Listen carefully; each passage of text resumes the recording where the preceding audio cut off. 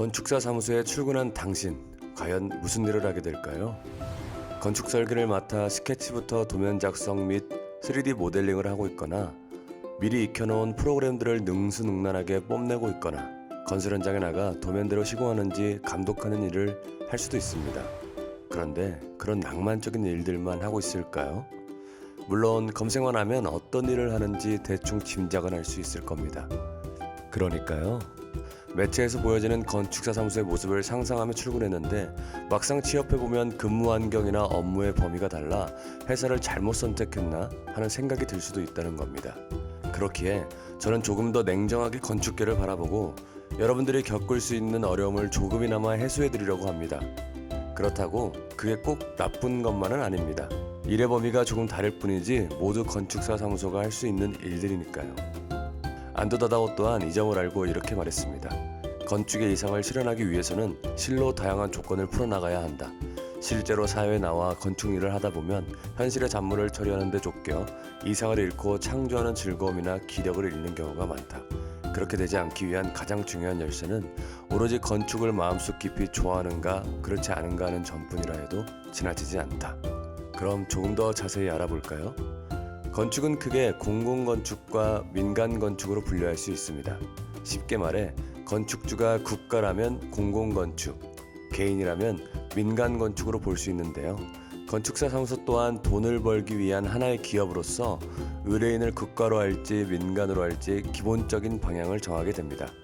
의뢰인을 정했다면 이를 수주하는 방법을 알아야 합니다. 이때 이를 따내기 위한 과정이 조금은 다른데요. 아주 간단하게 비교하자면 공공건축물 같은 경우에는 대개 설계공모라는 경쟁 시스템을 통해 진행됩니다. 여러분들이 알고 있는 공모전과 비슷한 맥락인데요. 쉽게 학교에서 밤을 지새우며 만들었던 판넬들과 비슷하다고 볼 수 있습니다. 그러나 민간건축 같은 경우는 설계공모를 통한 경쟁이 아니라 의뢰인이 직접 건축사를 선정하는 방식이라 설계공모를 통한 경쟁 단계를 생략하게 됩니다. 또한 민간 건축이 건축 전체의 비중에서 80%를 차지하기 때문에 민간을 상대로 한 건축사 사무소의 비중도 굉장히 높다고 할 수 있습니다. 그로 인한 인과관계를 확인할 수 있는 것은 사무소의 직원 수입니다. 5인 이하의 건축사 사무소가 전체의 93%를 차지하고 있다는 말은 큰 규모의 건축을 하기 위해서는 능률적인 역할 분담이 필요하나 적은 인원뿐만 아니라 여러 이유들이 복합적으로 이루어져 작은 건물 위주인 민간 건축을 선택할 수밖에 없는 현실입니다. 다시 말해 설계 공모를 하는 사무소가 아니라면 설계 공모에서 필요한 프로그램들을 다룰 줄 아는 능력보다는 행정적 업무를 처리할 줄 아는 능력이 더 필요로 하게 된다는 말입니다. 여기서 문제는 사수를 통해 새로운 업무를 배워야 하지만 적은 직원 수라는 사무소의 환경 때문에 제대로 된 업무를 배우지 못해 일의 능률도 떨어지고 건축에 대한 흥미도 잃어버려 사무소를 그만두게 된다는 겁니다. 그래서 준비했습니다. 제대로 된 업무를 가르쳐줄 사수가 돼주기 프로젝트 활짝 건축 아카데미입니다. 자, 이제 본격적으로 건축 강의를 시작할 건데요. 여기서 한 가지 꼭 짚고 넘어갑시다. 우리는 아주 간단하게 업무를 이해하는 게 목적이라는 것을. 그러나 간단함의 정도는 여러분들이 업무를 할 수 있을 정도이니 걱정하지 않으셔도 됩니다.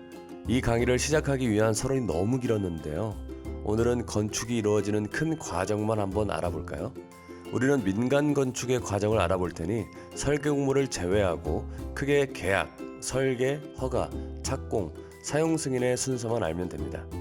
그 안에 숨은 수많은 과정들이 있는데 앞으로 하나하나 올려드릴 테니 오늘은 이 순서만을 기억하시면 됩니다. 그럼 모두가 어려운 업무로부터 해방되기를 바라며 안녕.